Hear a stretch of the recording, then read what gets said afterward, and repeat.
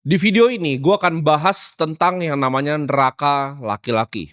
Apa itu neraka dari seorang laki-laki? Di dunia zaman sekarang ya banyak banget laki-laki itu hidup gue sebutnya di neraka laki-laki ini.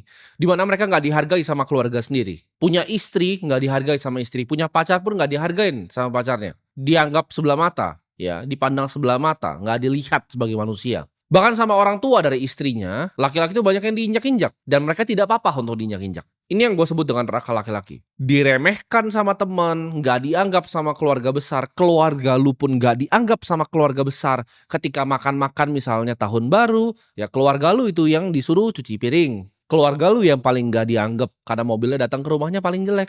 Kenapa semua ini bisa terjadi? Simple, laki-lakinya itu nggak punya yang namanya kompetensi, ya nggak kompeten dalam semua yang dia kerjakan. Dan ini adalah neraka laki-laki yang gue bingungnya ya, banyak laki-laki nggak apa-apa gitu hidup sebagai pecundang seperti ini.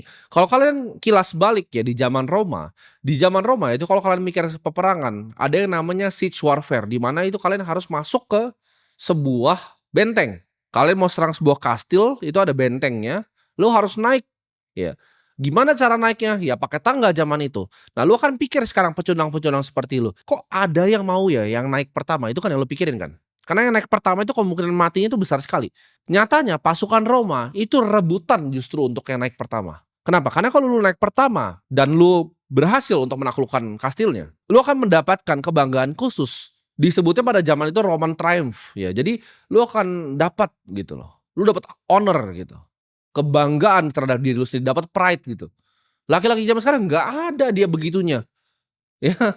Kalau ketika perang suruh naikin tangga dia kabur duluan, dia nggak berani, jadi yang kemungkinan kepalanya ditebas pertama. Kalian bayangin dalam beberapa ribu tahun ya, cepat sekali berubahnya dari laki-laki yang seperti itu ke laki-laki yang seperti sekarang.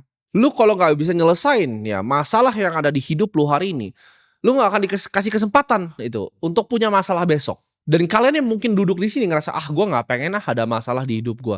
Itu laki-laki pecundang. Gue kasih tahu kalian di sini ya. Untuk sebagian besar dari laki-laki, hidup itu isinya hanya masalah ya. Masalah, peperangan itu setiap hari. Dan masalah itu nggak akan pernah henti ya. Itu ibarat setiap hari ada tantangan baru di hidup, ada masalah baru, ada kesulitan baru. Itu harus lu telan sebagai bagian dari hidup. Hidup ya selama 80 tahun nanti mungkin kalian hidup, kalau dikasih 80 tahun sama yang di atas, itu adalah peperangan tanpa henti. Setiap hari itu adalah peperangan. Untuk orang-orang seperti gua, setiap hari itu seperti gua datang untuk berperang. Ketika bahkan lu mungkin bingung apa maksudnya gua peperangan. Di saat titik sudah sangat cukup ya, berkecukupan seperti gua. Hal terbaik yang gue bisa lakukan sekarang adalah bersiap untuk perang. Nah, kalian mungkin bingung.